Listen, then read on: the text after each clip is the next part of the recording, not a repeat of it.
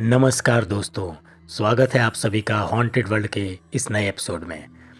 दोस्तों, मैं विक्की हाजिर हूँ आप सभी के बीच लेकर एक नई डरावनी कहानी, एक ऐसी कहानी जो आपकी रूह कँपा देगी। तो तैयार हो जाइए डरने के लिए। दोस्तों, अगर आप भी रहस्यमयी, डरावनी और आत्माओं की कहानियाँ सुनने के शौकीन हैं तो सब्सक्राइब करें हमारे इस चैनल को, क्योंकि मैं इस चैनल पर ऐसी ही कहानियाँ सुनाता हूँ। तो चलिए शुरू करते हैं आज की कहानी। बचपन से ही ख्वाहिश थी बड़े से बंगले में रहने की। मेरी ये ख्वाहिश पूरी हुई जब मेरे पति को ऑफिस की तरफ से एक बड़ा सा बंगला किराए पर मिला। बंगला क्या था, एक बड़ी सी हवेली थी। उसमें 5 कमरे थे। घर के बीच में पुरानी हवेलियों की तरह आंगन था जो ऊपर से खुला हुआ था। बाहर बड़ा सा बगीचा था और एक बहुत पुराना पीपल का वृक्ष था। उस वृक्ष को देख एक बहुत ही अजीब सा एहसास हुआ। कुछ पल उसको एकटक देखती रही, फिर अचानक लगा जैसे किसी ने हल्का सा धक्का दिया हो। पर ज़्यादा गौर ना करते हुए मैं घर के अंदर चली गई। बच्चे तो मानो बहुत ही खुश थे, क्योंकि इतना बड़ा घर उनके लिए तो स्वप्न समान था। वह एक कमरे से दूसरे कमरे में भाग रहे थे। तभी छोटे बेटे ऋषभ के चिल्लाने की आवाज़ आई। मैं और मेरे पति, जो कि पीछे कमरे में सामान लगा रहे थे, भागकर आंगन में पहुँचे। ऋषभ दर्द से कराह रहा था। मैंने उसे डांटना शुरू कर दिया। वह रोते हुए बोला, मेरी गलती नहीं थी, अचानक किसी ने मुझे धक्का दिया और मेरा पैर मुड़ गया। उसकी बात सुनकर मेरे होश उड़ गए, क्योंकि ऐसा ही धक्का मुझे भी ऊपर छत पर महसूस हुआ था। मैंने आंगन में चारों तरफ नजर दौड़ाई, पर ऐसा कुछ अजीब नहीं लगा। अचानक से मेरे ऊपर कबूतर की पीठ गिरी। मैंने गर्दन उठाकर ऊपर देखा तो हैरान रह गई। वही पीपल का पेड़ जो बाहर बगीचे में था, उसका आधे से ज्यादा भाग आंगन में साफ दिख रहा था। उसके पत्ते हवा से खूब तेज हिल रहे थे। न जाने क्यों, पर उस पेड़ को देखते ही मेरे रोंगटे खड़े हो जाते थे। रात को मैंने अपने मन का डर अपने पति से साझा किया। वह पहले तो हंस पड़े, फिर थोड़ा गंभीर होकर बोले, देखो, तुम्हारी ही जिद की वजह से मैंने इतने बड़े बंगले के लिए हाँ किया था। इसलिए इस वहम को दिमाग से निकालो और अपने सपने को खुलकर जियो। फिर दोबारा ऐसे घर में शायद ही रहने का मौका मिले। कह तो वह ठीक ही रहे थे। मैंने अपने आप को समझाते हुए सोचा कि शायद मैं ही ज़्यादा सोच रही हूँ। मैं अगले दिन घर की साफ सफाई में जुट गई। हैरानी की बात थी कि मेरे ज़्यादा पैसे देने पर भी कोई काम वाली बाई मुझे नहीं मिल रही थी। मुझे घर के सारे काम अकेले ही करने पड़ रहे थे। झाड़ू लगाते लगाते मैं थक गई थी, तो स्टूल पर बैठकर आराम कर रही थी कि अचानक मेरी नज़र एक छोटे से बंद दरवाजे पर पड़ी। उस पर एक बड़ा सा ताला लगा था। पता नहीं क्यों मन हुआ उस कमरे में जाने का। मुझे याद आया कि जिसने हमें यह घर दिलाया था, उसने एक चाबी का पुराना सा गुच्छा हमें दिया था। मैं तुरंत उस गुच्छे को खोज लाई और उस कमरे का ताला खोल दिया। अंदर का नज़ारा काफ़ी भयानक था। कमरे में बत्ती नहीं थी, पर क्योंकि दिन का समय था तो कमरे में बने दोनों बड़े बड़े रोशनदान से काफ़ी रोशनी अंदर आ रही थी। मैंने चारों ओर नज़र दौड़ाई। जगह जगह मकड़ी के जाले लगे हुए थे। कमरे में हर जगह धूल ही धूल थी। ऐसा लग रहा था कि इस कमरे को साफ किए सदियां बीत गई हों। मैं खांसते हुए अंदर की ओर धीमे कदमों से बढ़ने लगी। कमरे में पुराना कबाड़ इकट्ठा कर रखा था, पर जब मैंने उन सब चीज़ों को गौर से देखा तो हैरान रह गई। वो संदूक, कुर्सी, मेज, मटके सब बहुत पुराने ज़माने के लग रहे थे। उन पर की गई नक्काशी 16वीं या 17वीं शताब्दी की लग रही थी, किसी राजा महाराजा के समय की। तभी मेरी नज़र एक अजीब से दिखने वाले ड्रेसिंग टेबल पर जाकर रुकी। उसका शीशा आधा टूटा था, पर फिर भी मेरी पूरी शक्ल उसमें दिख रही थी। मैं अनायास ही उसकी तरफ आकर्षित होती चली गई। जैसे ही उसके पास पहुंची, उसको खोलने की कोशिश करी, वह हिलने लगा। मेरे मुंह से चीख निकल पड़ी, पर मेरे चीखने की आवाज़ नहीं सुनाई दी। इससे पहले कि मैं कुछ करती, वह ड्रेसिंग टेबल मेरे ऊपर गिर गया। मैंने बहुत कोशिश करी उसको उठाने की और खुद को निकालने की, पर ऐसा लगा मानो कोई उस पर और दबाव बना रहा है। मैं बेहोश होने लगी कि तभी मुझे लगा कि किसी ने मुझे हाथ पकड़कर खींचा। जब होश आया तो मैं अपने बिस्तर पर थी और मेरे पति, बच्चे और डॉक्टर मेरे पास खड़े थे। कुछ समझ नहीं आया कि क्या हुआ। मैं हैरानी से उनको देख रही थी। तभी मेरा बड़ा बेटा रौनक बोला, मम्मी, आप उस कमरे में बेहोश पड़े थे, मैं आपको खींचकर बाहर लाया। मेरे पति मुझ पर चिल्लाते हुए बोले, वो टेबल थोड़ा सा और ऊपर गिरता तो रीढ़ की हड्डी टूट जाती। तुम भी ना मंजू, हद करती हो, इतनी भी क्या सफाई करने की रहती है तुम्हें। तभी डॉक्टर बोले, शुक्र है ज़्यादा चोट नहीं आई, हल्का सा फ्रैक्चर है, हाथ में ठीक हो जाएगा। रात को मैंने अपने पति को सारी आप बीती सुनाई। मुझे ना इस घर में डर लगने लगा है। मैंने कहा, सब तुम्हारा वहम है, ऐसा कुछ नहीं है, सो जाओ और सब ठीक हो जाएगा। उन्होंने बड़े प्यार से कहा। मेरे पति अपने ऑफिस के चपरासी की बहन को घर ले आए। मंजू, ये तुम्हारे काम में हाथ बटाएगी और यहीं रहेगी, रोज आना जाना नहीं करना पड़ेगा। मैंने उसे उसका कमरा दिखाया और उस दिन का सारा काम समझाकर अपने कमरे में वापस आई। शुक्रिया, आपको मेरी कितनी फिक्र है, यह कह मैं अपने पति के गले लग गई। तभी मैंने खिड़की के बाहर एक साया देखा। मैं भागकर वहां गई, पर्दा हटाया पर कुछ नहीं था। शायद वहम ही था, यह सोचकर अपने दिल को मना लिया। कुछ दिन थोड़े सुकून से बीते। फिर एक दिन हमारी बाई आंगन में बंधी तार पर कपड़े डाल रही थी कि अचानक उसके चीखने की आवाज़ आई। मैं भागकर वहां पहुंची तो देखा कि वह फर्श पर गिरी हुई है और जिस लोहे के डंडों पर तार बांधकर हम कपड़े सुखाते हैं वह उस पर गिरा हुआ है। अरे लता, यह कैसे हुआ? यह डंडे तो बहुत मजबूत हैं, यह तुझ पर कैसे गिर गए? मैंने अचरज से पूछा। फिर मैं किसी तरह उसको उठाकर बिस्तर तक लाई और अपने पति को ऑफिस में फ़ोन कर बताया।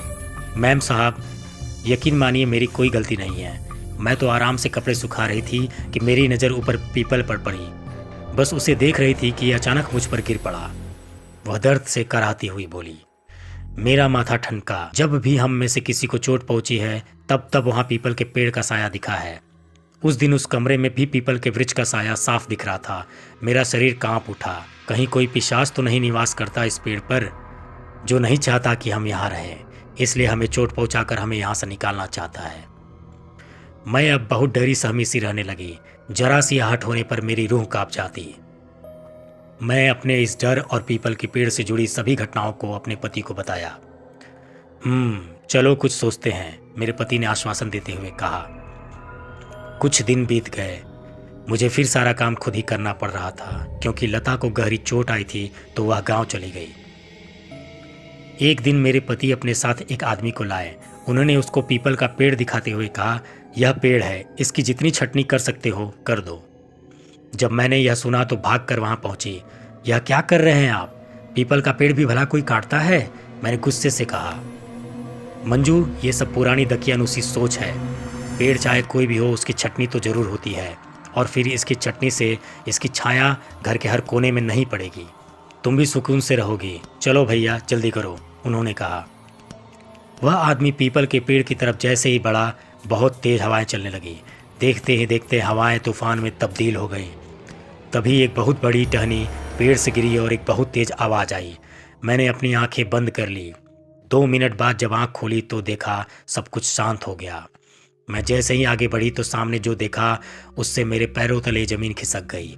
मेरे पति जमीन पर गिरे हुए थे और पेड़ की वह विशालकाय टहनी उनके ऊपर गिरी हुई थी और वह दर्द से चीख रहे थे। मैंने घबराकर रौनक को आवाज़ लगाई। उसकी मदद से हमने उस टहनी को जैसे तैसे हटाया और उनको अंदर लेकर गए। डॉक्टर के आने पर एम्बुलेंस बुलवाई और हॉस्पिटल पहुंचे। मेरे पति की कमर में फ्रैक्चर आया था। यह सुनकर मैं स्तब्ध रह गई। और कितनों को नुकसान पहुंचाएगा यह पीपल का पिशाच? कोई माने या ना माने, मुझे यकीन हो चला था कि इस घर में कोई है जो नहीं चाहता कि हम वहां रहें। उस समय यह सब अपने पति को बोलना ठीक नहीं समझा, पर मैंने मन में ठान लिया कि जब वह ठीक हो जाएंगे तब हम यह घर छोड़ देंगे। अब हर रोज मेरे हॉस्पिटल के चक्कर लगते थे। एक दिन मुझे थोड़ा लेट हो गया। मैंने घर का दरवाजा खुला हुआ देखा तो घबरा गई। मैं तुरंत अंदर पहुंच गई। जो देखा वह एक डरावने सपने से कम नहीं था। आंगन में मेरा छोटा बेटा डरा सहमा खड़ा था और ऊपर पीपल के पेड़ को देख रहा था। उसके मुंह से आवाज नहीं निकल रही थी। मैंने ऊपर देखा तो मेरी सांस हलक में ही अटक गई। मेरा बड़ा बेटा पेड़ से लटका हुआ था। यह देखकर मेरे मुंह से चीख निकल गई। मेरी चीख सुनकर रौनक डर गया और उसका हाथ फिसल गया। मैंने फुर्ती से पास पड़ी चारपाई उसके नीचे कर दी और वह थम से उस पर गिरा। मैं उसे उठाकर अंदर कमरे में ले गई। उसकी पीठ बुरी तरह लाल हो चुकी थी। मैंने उसकी पीठ की सिकाई करी और उसे हल्दी वाला दूध पिलाकर सुला दिया। अब मेरा यकीन और मजबूत हो गया था। सुबह जब रौनक उठा तो उसने मुझे बताया कि वह ऋषभ के साथ बैडमिंटन खेल रहा था। शटल पेड़ पर अटक गई। वह उसे लेने ऊपर चढ़ा तो किसी ने उसे धक्का दे दिया, पर वहां कोई नहीं था। वह गिरने लगा तो अचानक उसने डाल पकड़ ली। पर तू ऊपर चढ़ा ही क्यों? मैंने मना किया था ना कि उस पेड़ के आसपास भी नहीं जाना, मैंने गुस्से में कहा। वो मम्मी, मेरे और ऋषभ के बीच शर्त लगी थी कि बस वो शर्त जीतने के चक्कर में तुझे कुछ हो जाता तो, मैंने उसे गले से लगाते हुए कहा। बस अब मेरा परिवार और नहीं सहेगा, मैं कल ही यहाँ से चली जाऊंगी। मैं यह सब सोच ही रही थी कि मुझे एक परछाई दिखी। मैंने बाहर जाकर देखा तो कोई नहीं था। तभी वह परछाई मुझे गेट पर दिखी। मैं उसके पीछे भागी। जैसे ही मैंने गेट पार किया तो गेट अपने आप ही बंद हो गया। मैंने घबराकर पीछे मुड़कर देखा तो एक साया घर के अंदर जाते दिखाई दिया। उस साये की लंबाई लगभग 8 से 9 फीट थी। उसके बाल बरगद के पेड़ की जटाओं जैसे थे, बड़े बड़े नाखून, बिल्कुल काला शरीर और चेहरे पर सिर्फ बड़ी बड़ी लाल आंखें दिखाई दे रही थी और वह मुझे बुरी तरह घूर रहा था। मैंने जैसे ही गेट खोलकर अंदर जाने की कोशिश की, गेट खुला ही नहीं। मैंने खूब जोर लगाया पर गेट नहीं खुला। मैं पसीना पसीना हो गई क्योंकि बच्चे अंदर थे। मुझे समझ नहीं आ रहा था कि मैं क्या करूं। तभी ऋषभ के चीखने की आवाज़ आई, मम्मी कहाँ हो आप? मम्मी मुझे डर लग रहा है। बेटा मैं बाहर हूँ, गेट नहीं खोल रहा तो हिम्मत रख। रौनक बेटा जल्दी से आ, मैं चिल्लाकर बोली। पर मुझे लगा कि मेरी आवाज़ ऋषभ रौनक तक पहुँच ही नहीं रही। मुझे बार बार ऋषभ की आवाज़ आ रही थी पर मेरी उस तक नहीं पहुंच रही थी। मैं असहाय होकर गेट पर गिर गई। सुबह जब मुझे होश आया तो मैंने फिर गेट खोलने की कोशिश की। इस बार गेट आसानी से खुल गया। मैं भागकर अंदर बच्चों के कमरे में गई। वहां देखा तो वह आराम से सो रहे थे। मेरी जान में जान आई। जब वह उठे तो मैंने उनसे पूछा कि रात को क्या हुआ था। मम्मी कुछ नहीं हुआ था, हम तो आराम से सो रहे थे और हमें आपकी कोई आवाज़ नहीं आई। मैं समझ गई कि उस पिशाच ने मुझे डराने के लिए यह सब किया। मैंने बच्चे को तैयार होने को कहा। उन्हें लेकर मैं हॉस्पिटल गई। वहां अपने पति को सब कुछ बताया। डॉक्टर के मुताबिक 1 दिन बाद उनका प्लास्टर खुलना था।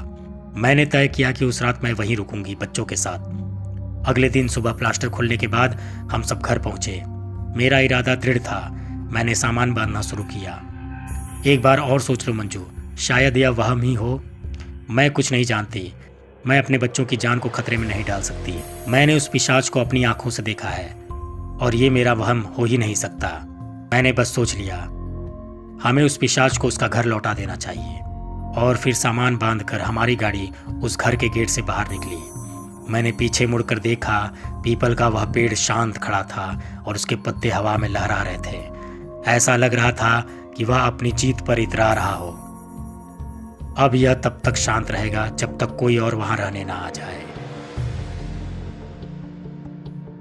तो दोस्तों, अगर आपको हमारी कहानी अच्छी लगी तो इसे लाइक और शेयर करना ना भूलें और अपना कोई सुझाव हमें फीडबैक कमेंट में दे सकते हैं और हमारे इस चैनल को सब्सक्राइब करना ना भूलें। तो दोस्तों, जल्द ही हाजिर होऊंगा एक नई कहानी के साथ। तब तक के लिए नमस्कार।